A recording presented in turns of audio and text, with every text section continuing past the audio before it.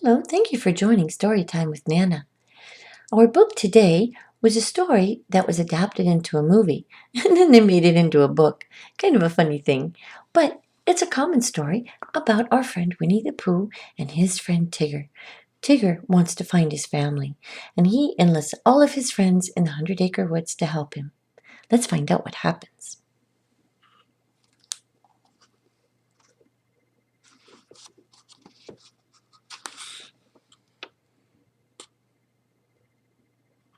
Did you notice the striped balloons? Hello, Tigger. Well, it was a Tiggerific autumn day in the Hundred Acre Woods. Hoo hoo hoo! Tigger happily called, bouncing through the freshly fallen leaves. It's a wonderful time to be an only me. In fact, Tigger felt so wonderful that he decided to share his bounciness with his good friend, Winnie the Pooh. Howdy do, Pooh, Tigger greeted him. You want to go bouncing with me? Well, I would, Pooh answered, except that I must count my honey pots for winter. Yuck! Tigger replied, accidentally stepping into one. I'll never understand why you Poohs like this icky stuff. Well, anyway, TTFN. Ta-ta for now. So Tigger bounced over to Piglet's house. Hiya, Piglet. Oh, pal, Tigger called. What say you and I do a little bouncing? But Piglet was too busy collecting firewood for the winter. Tigger saw Kanga next, but Kanga also had too much work to do to go bouncing. What Tigger didn't realize was that Roo would have loved to go bouncing with him, but by the time Roo came running out of the house, Tigger had gone. Tigger sat down on a large rock. Why would anyone not want to bounce, he wondered.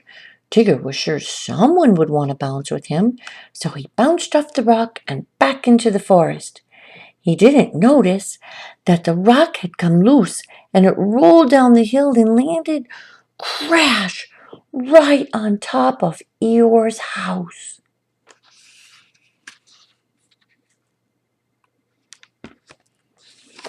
Eeyore was okay, but his house wasn't. It was stuck under the rock, and it wasn't long before everyone but Tigger came round to help. Tigger still didn't know what had happened. Rabbit came up with a plan to move the rock, and everyone helped him construct a funny-looking device. No one really knew how it worked, but Rabbit was sure it would. They pushed and pulled, but the rock wouldn't budge. Hello, you blokes, called Tigger, springing into the group. Anyone up for a little bouncing? We have no time for such nonsense, Rabbit cried. There's work to do. What? Moving that old thing? Tigger asked, examining the rock. Not a problem. All you need is a little bouncing. You think bouncing will move that boulder? Said Rabbit. Ha! It's almost amusing.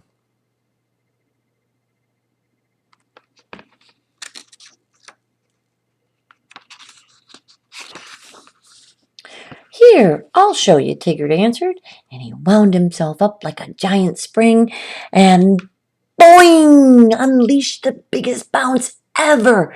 The rock went flying. Unfortunately, so did Eeyore and all his friends. Around and around they tumbled and stumbled until finally, splat! They landed in the mud. Ooh, now that's out of the way, Tigger said to his muddy buddies. Who's up for a little fun type bouncing? Just look at this mess, Rabbit shouted angrily. Everything's ruined, and all you can think about is bouncing? Well, yeah, Tigger innocently answered. That's what Tiggers do best.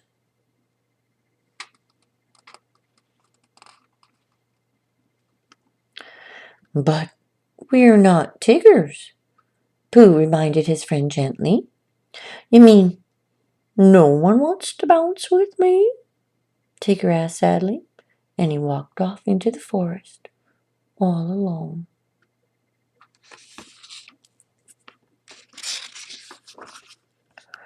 "Who needs 'em anyway?" Tigger exclaimed. "I'll just bounce by myself, with nobody else." "But Tigger," Roo protested, joining him, "aren't there other Tiggers? I have a mama. Don't you have a family somewhere, too?" A family! Tigger had never thought of such a thing before. It was a thrilling idea. "A family full of Tiggers, you say?" he asked excitedly, bouncing up and down. But Tigger didn't know where to find his family, so he and Roo went to ask Owl.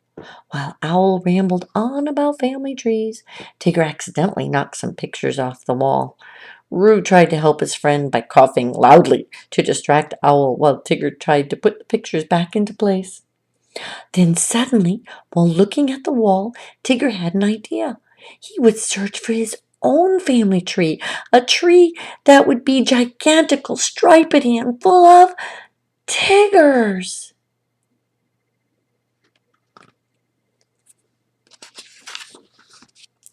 And so, with Roo's help, Tigger searched the 100-acre wood for a tree filled with Tiggers. He searched high, and he searched low, and he searched near, and he searched far. "Yoo!" Tigger called. "Family! Hello!" For hour after weary hour, the two looked but found nothing. The other residents of the 100-acre wood were busy too. They were still helping one another prepare for winter. But when Pooh, Piglet, and Eeyore found out that Tigger was looking for his family, they decided to help him instead. So they went off on their own quest for Tiggers. Meanwhile, Tigger and Roo had almost given up. The tired twosome trudged back to Tigger's house. "Where aren't those Tiggers anyway?" Tigger said with a sigh. "We've looked every which and everywhere, not to mention right over there, and not a single stripedy tree in sight."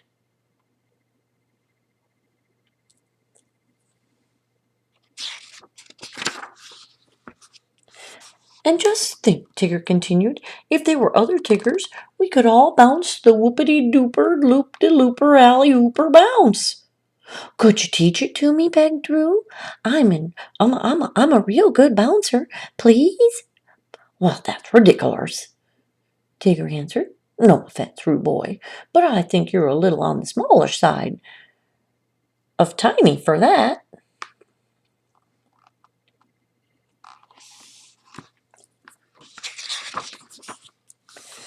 Roo tried to bounce anyway, but crashed. Things fell all around him. Tigger noticed a heart-shaped locket and picked it up.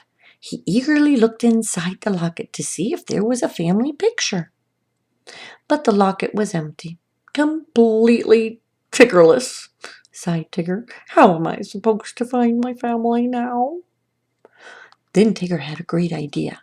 He would send his family a letter and invite them to his house. Roo eagerly helped his pal. When they had finished, they sent off Tigger's letter. Then they sat down to wait for a reply.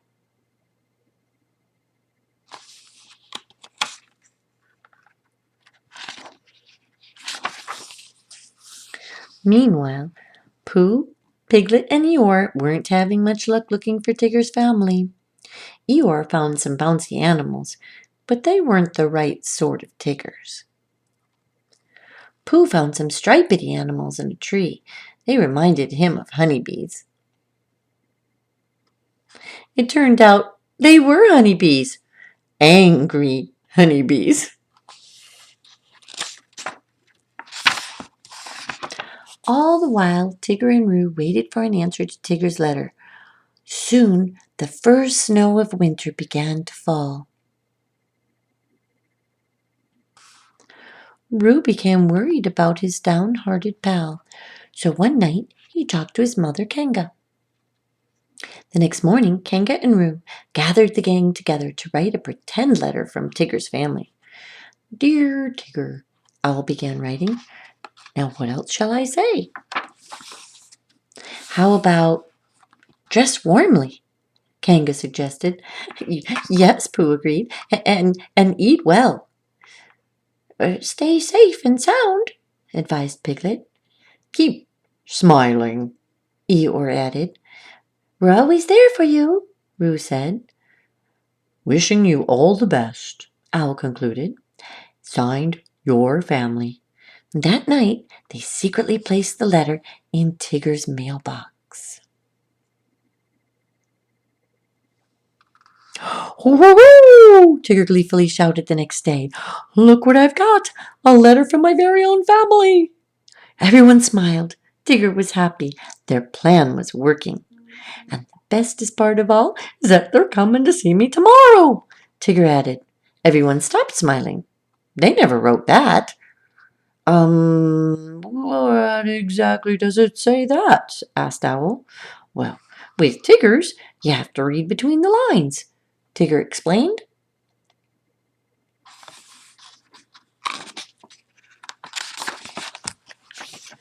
Tigger was so excited that his friends didn't have the heart to tell him the truth. Luckily, Roo came up with another plan. They would all dress up like Tiggers and pretend to be Tigger's family. The next day, the pretend Tiggers knocked on his door. "Surprise!" they shouted when Tigger opened the door. Tigger couldn't believe his eyes. "Come on in," he eagerly invited. "There's lots of catching up and we gotta do." "Hey, who's up for some family-type fun and games?" Tigger offered. "I know. Let's do what Tiggers do best. Bouncing!" "Let's do the whoop-de-dooper, loop-de-looper, alley-ooper bounce!" cried Roo. But when Roo tried to bounce, not only did he crash again, but his mask fell off.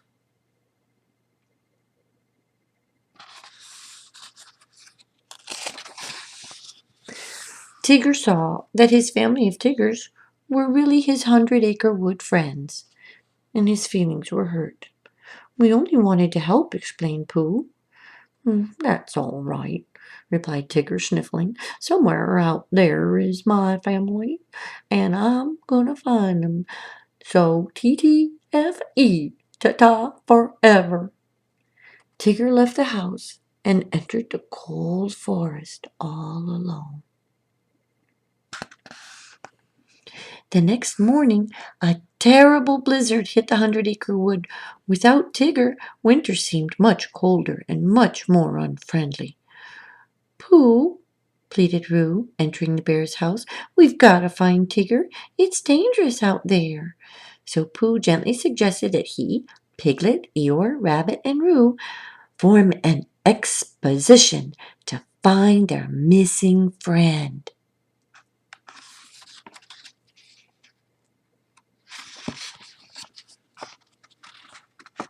Meanwhile, Tigger tramped through the deep snow, still searching for his family tree. Suddenly, he saw the biggest, tallest, grandest tree ever. "I found it," he shouted, bouncing up the branches. "Hello! Is anybody home?" He bounced from branch to branch, looking for Tiggers, but he didn't find a single one. At the same time, Roo, Pooh, Piglet, Rabbit, and Eeyore bravely fought the freezing weather as they searched for Tigger. "Tigger! Tigger!" they called through the howling wind. "Where are you?" But Tigger didn't hear them. He sat on a lone branch and moaned. The big tree was empty. There was no family of Tiggers. "Maybe they forgot I was coming," he said. Just then, Tigger spotted something far below him. It was his friends. "Hey!" he cried as soon as he had bounced down from the tree. "What are you guys doing?" Suddenly there came a loud, low rumbling around. It was an avalanche. Snow roared down the mountainside. "Come on, hurry up!" Tigger shouted, bouncing his friends up the tree to safety. "No time for dawdling."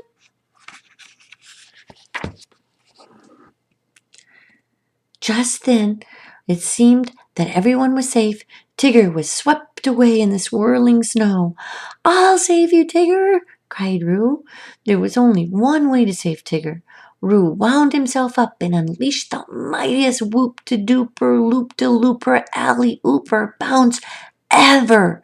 He grabbed Tigger and pulled him to safety. "Hoo-hoo-hoo! You did it, Roo!" Tigger cheered. "You bounced just as good as any Tigger could."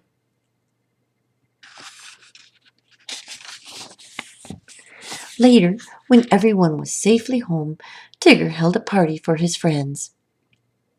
"Along, ahem, and ahem," he proclaimed, "on this most occasional occasion, my firstest ever family reunion, I'd like to present each of you a present."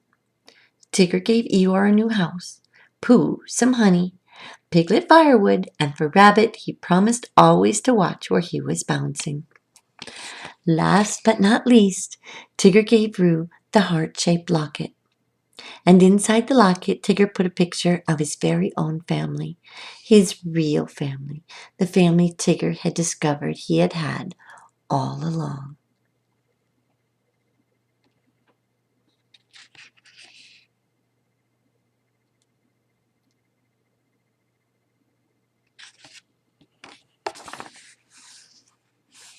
Tigger had quite an adventure searching years for his family, and his family found him. Thanks for listening to Storytime with Nana. See you next time.